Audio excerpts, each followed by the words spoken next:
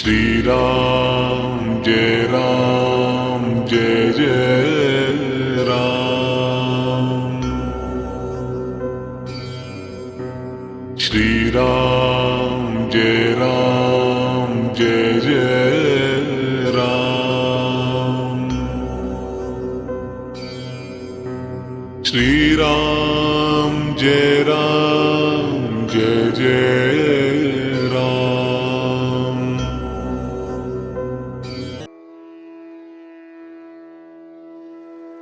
विंशः सर्गः। राजा दशरथ का विश्वामित्र को अपना पुत्र देने से इनकार करना और विश्वामित्र का कुपित होना। विश्वामित्र जी का वचन सुनकर नृपश्रेष्ठ दशरथ 2 घड़ी के लिए संज्ञा शून्य से हो गए। फिर सचेत होकर इस प्रकार बोले, महर्षि, मेरा कमल नयन राम अभी पूरे 16 वर्ष का भी नहीं हुआ है। मैं इसमें राक्षसों के साथ युद्ध करने की योग्यता नहीं देखता। ये मेरी अक्षौहिणी सेना है, जिसका मैं पालक और स्वामी भी हूं। इस सेना के साथ मैं स्वयं ही चलकर उन निशाचरों के साथ युद्ध करूंगा। ये मेरे शूरवीर सैनिक, जो अस्त्र विद्या में कुशल और पराक्रमी हैं, राक्षसों के साथ जूझने की योग्यता रखते हैं, अतः इन्हें ही ले जाइए। राम को ले जाना उचित नहीं होगा।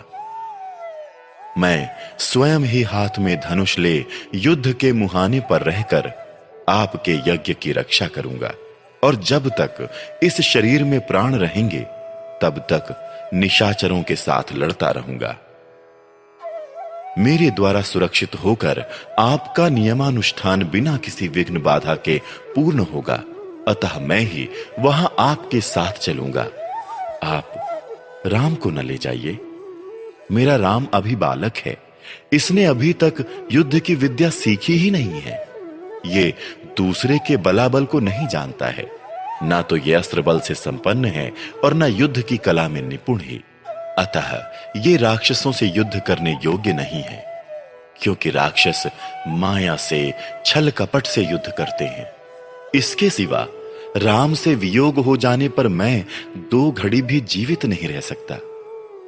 मुनिश्रेष्ठ, इसलिए आप मेरे राम को ना ले जाइए।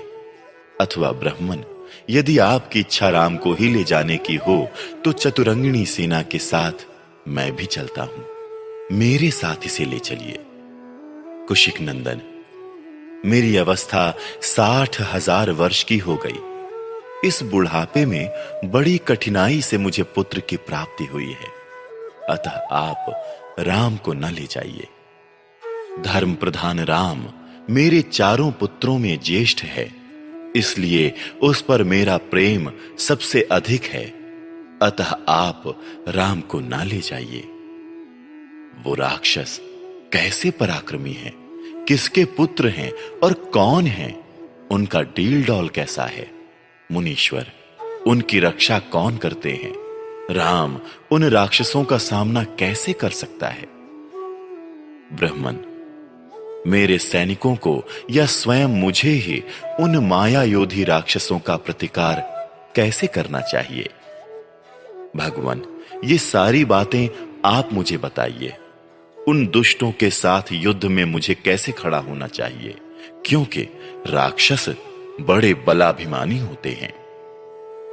राजा दशरथ की इस बात को सुनकर विश्वामित्र जी बोले, महाराज, रावण नाम से प्रसिद्ध एक राक्षस है, जो महर्षि पुलस्त्य के कुल में उत्पन्न हुआ है। उसे ब्रह्मा जी से मुंह मांगा वरदान प्राप्त हुआ है, जिससे महान बलशाली और महापराक्रमी होकर बहुसंख्यक राक्षसों से घिरा हुआ वो निशाचर तीनों लोकों के निवासियों को अत्यंत कष्ट दे रहा है।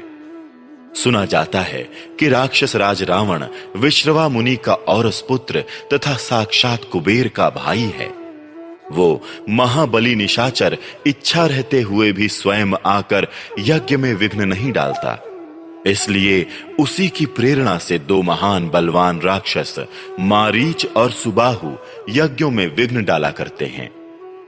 विश्वामित्र मुनि के ऐसा कहने पर राजा दशरथ उनसे इस प्रकार बोले, मुनिवर, मैं उस दुरात्मा रावण के सामने युद्ध में नहीं ठहर सकता। धर्मज्ञ महर्षि, आप मेरे पुत्र पर तथा मुझ मंदभागी दशरथ पर भी कृपा कीजिए, क्योंकि आप मेरे देवता तथा गुरु हैं। युद्ध में रावण का वेग तो देवता, दानव, गंधर्व, यक्ष, गरुण और नाग भी नहीं सह सकते, फिर मनुष्यों की तो बात ही क्या है। मुनि श्रेष्ठ, रावण समरांगण में बलवानों के बल का अपहरण कर लेता है, अतः मैं अपनी सेना और पुत्रों के साथ रहकर भी उससे तथा उसके सैनिकों से युद्ध करने में असमर्थ हूं। ब्राह्मण, ये मेरा देवोपम पुत्र युद्ध की कला से सर्वथा अनभिज्ञ है। इसकी अवस्था भी अभी बहुत थोड़ी है, इसलिए मैं इसे किसी तरह नहीं दूंगा। मारीच और सुबाहु सुप्रसिद्ध दैत्य सुंद और उपसुंद के पुत्र हैं। वो दोनों युद्ध में यमराज के समान हैं। यदि वो ही आपके यज्ञ में विघ्न डालने वाले हैं, तो मैं उनका सामना करने के लिए अपने पुत्र को नहीं दूंगा, क्योंकि वो दोनों प्रबल, पराक्रमी और युद्ध विषयक उत्तम शिक्षा से संपन्न हैं। मैं उन दोनों में से किसी एक के साथ युद्ध करने के लिए अपने सुहृदों के साथ चलूंगा। अन्यथा यदि आप मुझे न ले जाना चाहें, तो मैं भाई बंधुओं सहित आपसे अनुनय विनय करूंगा कि आप राम को छोड़ दें। राजा दशरथ के ऐसे वचन सुनकर विप्रवर कुशिक नंदन विश्वामित्र के मन में महान क्रोध का आवेश हो आया। जैसे यज्ञशाला में अग्नि को भली भांति आहुति देकर घी की धारा से अभिषिक्त कर दिया जाए और वो प्रज्वलित हो उठे, उसी तरह अग्नितुल्य तेजस्वी महर्षि विश्वामित्र भी क्रोध से जल उठे। इस प्रकार श्री वाल्मीकि निर्मित आर्ष रामायण आदि काव्य के बालकांड में 20वां सर्ग पूरा हुआ।